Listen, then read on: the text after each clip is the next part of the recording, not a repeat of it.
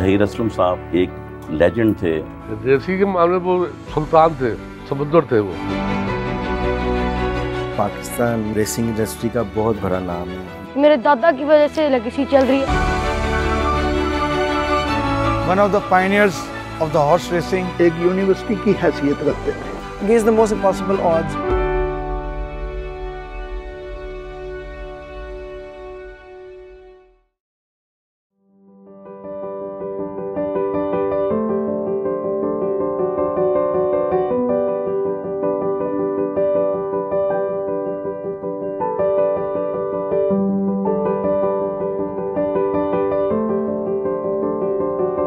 So Mr. Zahir Aslam, my father, started racing in 1969, and in 2018 he completed basically 50 years in racing. Before his passing in 2018, I used to come to the races, let's say just as a spectator.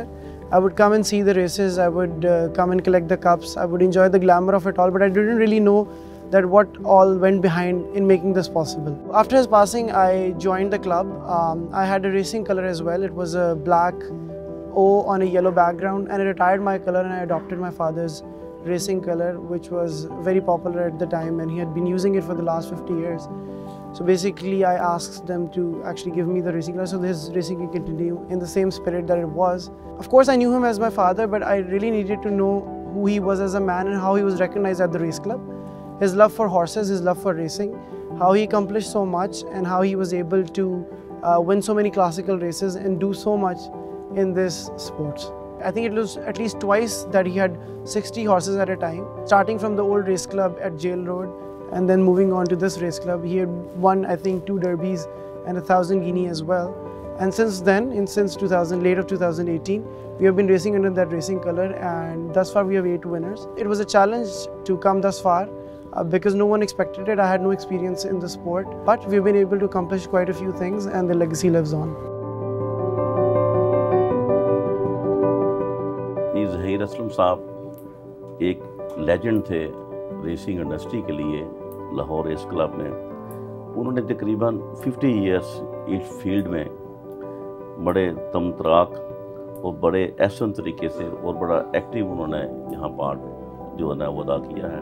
और मैंने 2006 से मैं यहाँ racing में आ रहा हूँ और मेरा उनके साथ काफ़ी क्लोज, हम एक साथ बैठते थे और बड़ा रिलेशन भी बड़ा रहा है। वो बड़े भाइयों की तरह थे और उनसे बहुत सी बातें मैंने सीखी भी हैं। और ज़हीर साहब स्पेशली घोड़े को देखना, घोड़े के पॉइंट्स देखने, घोड़े की ब्लड लाइन, घोड़े की न्यूट्रिशन और हैंडीकैप को समझना और रेसिंग को समझना और रेसिंग को की इम्प्रूवमेंट के लिए जो उनके आइडियाज़ थे वो एक बिलाशुबा हमारे लिए एक संग मील की हैसियत रखते हैं।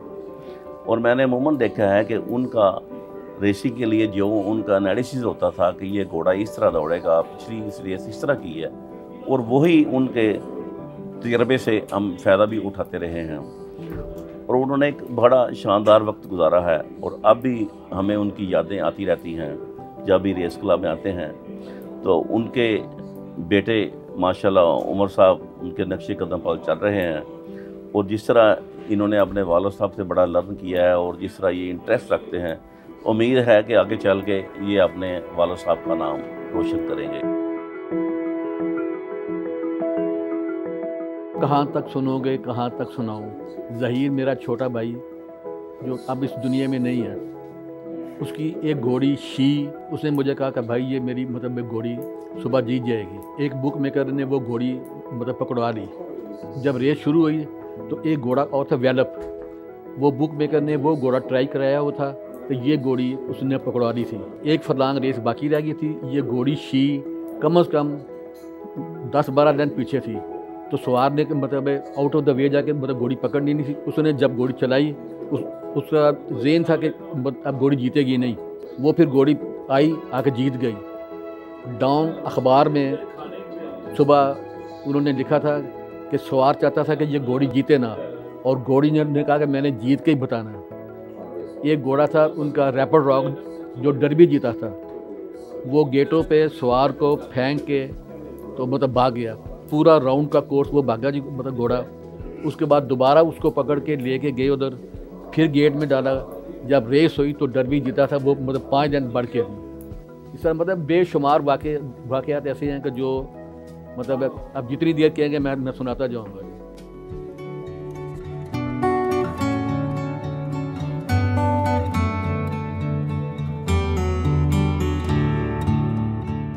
ज़हीर असलम साहब जो है वो पाकिस्तान रेसिंग इंडस्ट्री का बहुत बड़ा नाम है, जिन्होंने उनकी इतनी अचीवमेंट्स हैं कि लाहौर, कराची, इस्लामाबाद हर जगह पे उन्होंने तमाम बड़ी रेसेस जीती हैं। पाकिस्तान डर्बी, 1000 गिनीज, बड़े क्वाइट एंड काम थे और उन्हें घोड़ियों को संभालना आता था। ही वॉज द मैन के जिसे ये पता था कि मैंने कीप एंड फीड से कैसे घोड़ों को भगाना है। No doping, no extraordinary supplements. बहुत समझदार थे, हर चीज़ जानते थे। 2011 की डर्बी थी जिसमें मैं असैसन घोड़ा बैठा था और उसके साथ घोड़ा भाग रहा था Prince of Fatehpur. Derby trial में मैं जीता असैसन और फतेहपुर उसमें लेम हो गया।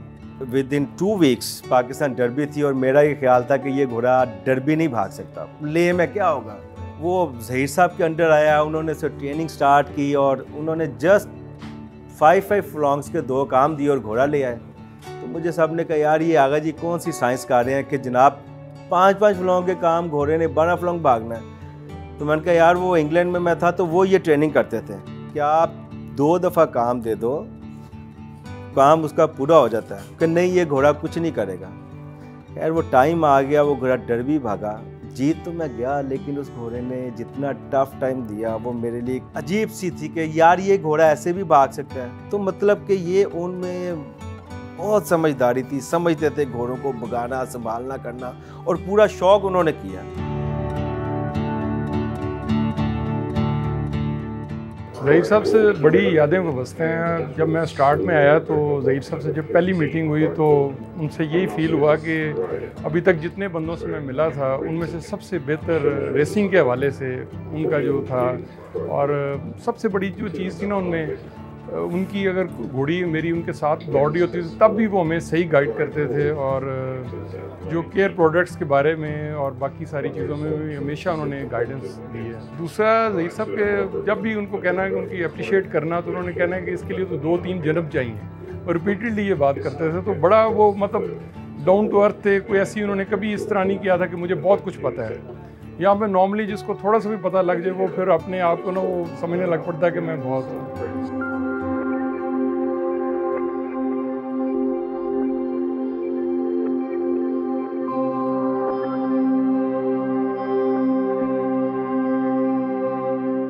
Always to be remembered, very gentle. Since I shifted to Lahore, I learned a lot of things about horses from him, pedigree vices, and I think he should always be remembered in golden words in horse racing. उनकी life में जितनी मैंने racing की है मुझे बहुत मज़ा आया, और तकरीबन जो बात उन्होंने रेस से पहले कही है अल्लाह की रहमत से वो पूरी हुई है।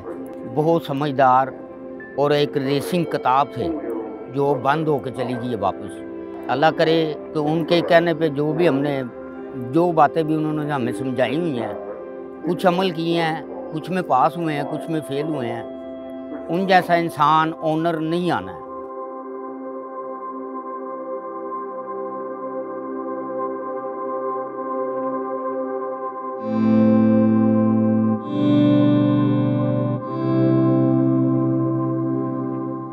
यार उनकी क्या बात करते हैं। वो जॉकी क्लब ऑफ लाहौर में एक यूनिवर्सिटी की हैसियत रखते थे। उनकी बातें तो इतनी हैं कि सुबह से शाम हो जाए। बहुत वक्त गुजारा हमने, राउंड अबाउट 40 साल इकट्ठे गुजारे। मेरा ख्याल है मैं सबसे बेहतर यही कहूँगा, किसी शायर ने कहा था, कुछ दूर अगर होती अजल उसके मकान से, कुछ और बातें करता ज़हीर असलम की ज़ुबान से।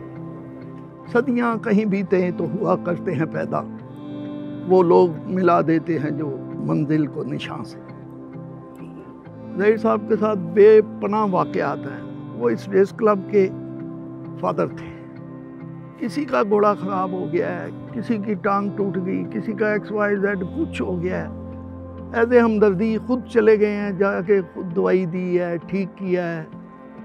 ऐसे लोगों की दास्तानें तो आप सारी क्लब से पूछें तो मेरा ख्याल है ईंटें भी आपको कहेंगी कि वो लाजवाब थे, तभी चले गए। From Whisper Again, Katie on the outside, Peter Joshi near the rail, Katie from Peter Joshi.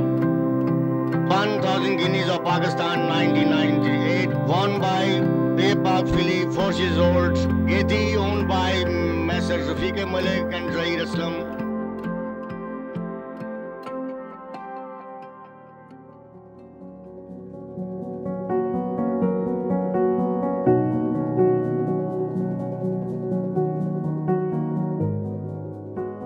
Yeah, I've been coming to the race club for like 1 year और जब मैं आया तो I saw the races. I got attracted to the races and then I came to the races again and again. And जब मैं आया तो मुझे पता लगा कि यार मेरे दादा की वजह से लेगेसी चल रही है। और जब मैं नए लोगों से मिला तो हर बंदे से जब मैंने अपने दादा की तारीफ सुनी तो I was quite shocked। उस वक्त तो जब मैं घर में बैठा रहता था तो बस दादा आते थे और उस वक्त we just knew that दादा just make the horses run. We didn't knew that he was such a kind of a champion. तो जब मैं आया तो मुझे आहिस्ता आहिस्ता मैं डिस्कवर किया कि what दादा had a kind of a hard time to make this true and उसके बाद से अब लेगेसी कंटिन्यू हो रही है और काफ़ी घोड़े जीत रहे हैं इस साल।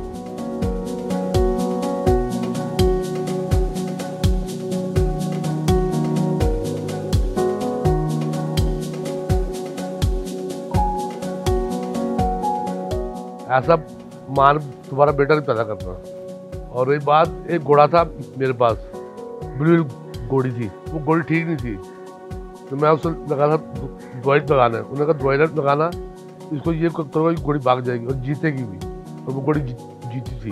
तो आखिरी रेस से घोड़ी बाहर से आई थी। एक रेस अरफान मन्नू जीता था, बाकी सब ज़हीर साहब जीते थे। किसी को रेस जीतने नहीं जीते उन्होंने, सिर्फ एक रेस जीता अरफान मन्नू और बाकी 16 रेस ज़हीर साहब जीते थे।